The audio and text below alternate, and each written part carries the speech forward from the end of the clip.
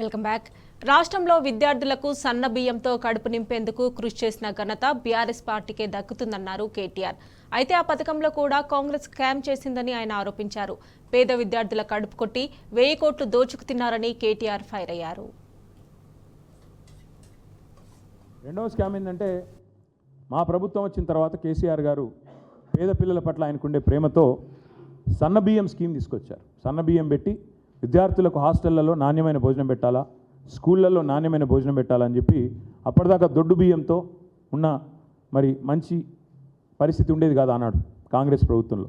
దాన్ని తొలగించి సన్న బియ్యం విద్యార్థులకు మంచి భోజనం అందించాలి, నాణ్యమైన భోజనం అని చెప్పి ఒక స్కీమ్ తీసుకొచ్చినాం. వీళ్ళు రాగానే కాంగ్రెస్ వాళ్ళు ఆ స్కీమ్ను స్కామ్ చేసినారు. ఏం చేసినారు? మధ్యాహ్న భోజన పథకానికి 2,20,000 మెట్రిక్ టన్నుల సన్నబియ్యం కావాలి. దానికోసం ఏం చేసినారంటే మీకు వివరంగా చెప్తాను.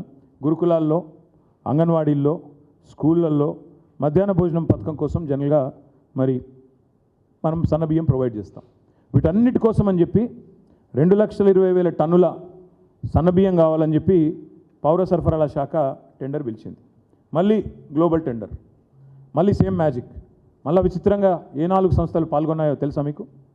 సేమ్ అవే సంస్థలు, అదే ఎల్జీ, అదే నాఫ్కాస్, అదే నకాఫ్, అదే హిందుస్థాను, అదే కేంద్రీయ బండారు. వీగా ప్రపంచంలో ఇంకెవరికి తెలియదు, ఇంకెవరు లేరు. ఇదే 4 సంస్థలు. ఇంకా విచిత్రం చెప్తాం మీకు. అసలు బహిరంగ మార్కెట్లో ఈరోజు సన్నబియ్యం ధర కేవలం 42 నుంచి 45 రూపాయల మధ్యలో ఉంది. బహిరంగ మార్కెట్లో 42 నుంచి 45 రూపాయలు. ఇలా సామాన్య గృహిణి ఏ ఒక్కరిని అడిగినా, లేకపోతే బియ్యం కొనుక్కొచ్చే ఏ ఒక్క పురుషుడిని అడిగినా, రాష్ట్రంలో తమ ఇంటి కోసం బియ్యం కొనుక్కునే వాళ్ళని ఎవరిని అడిగినా మీకు ఏం చెప్తారంటే ఓపెన్ మార్కెట్లో 42 రూపీస్ నుంచి 45 రూపీస్ వరకు మీకు ఫైన్ రైస్ దొరుకుతుంది. ప్రభుత్వం కూడా బయట కొనుగోలు చేస్తే అంతకే వస్తుంది. కానీ రైస్ మిల్లర్లు కూడా రెడీగా ఉన్నారు అంతమందం ఇవ్వడానికి ఆ రేటుకి. కానీ బహిరంగ మార్కెట్ను పక్కకు పెట్టి, బయట కొనుగోలు చేసే అవకాశం పక్కకు పెట్టి, మిల్లర్లు ఇవ్వడానికి ఉంటే కూడా రెడీగా ఉంటే దాన్ని పక్కకు పెట్టి టెండర్ పిలిచారు. మళ్ళీ అదే 4 సంస్థలు. కొటేషన్లు కూడా ఎంత బాగా చేసుకున్నారంటే ప్లానింగు. 57 రూపాయలు ఒక ఆయన, మిగతా ముగ్గురు కూడబలుకొని 56 రూపాయలు 90 పైసలు.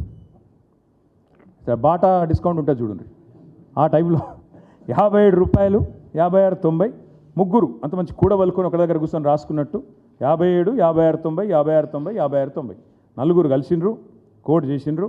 మరి ఇది యాదృచ్ఛికమైతే ఇంతకు మించిన మ్యాజిక్ ఇంకోటి ఉండదు నాకు తెలిసి. ఇంత యాదృచ్ఛికంగా 3 సంస్థలు కలబడ్డట్టు బయట మార్కెట్లో 42 రూపాయలకు దొరుకుతుంటే, 45 రూపాయలు దొరుకుతుంటే వాళ్ళు 50 కోట్ చేయొచ్చు, వాళ్ళు 48 కోట్ చేయొచ్చు, వాళ్ళు 47 కోట్ చేయొచ్చు. అట కాదు, ఒకరు 57, మిగతా ముగ్గురు 56 రూపాయల 90 పైసలు స్పష్టంగా కోట్ చేసి అల్టిమేట్గా ఏం చేసినారు? ఇందులో కిలోకు 15 రూపాయలు అదనం. అంటే బయట మార్కెట్లో 42 రూపాయలు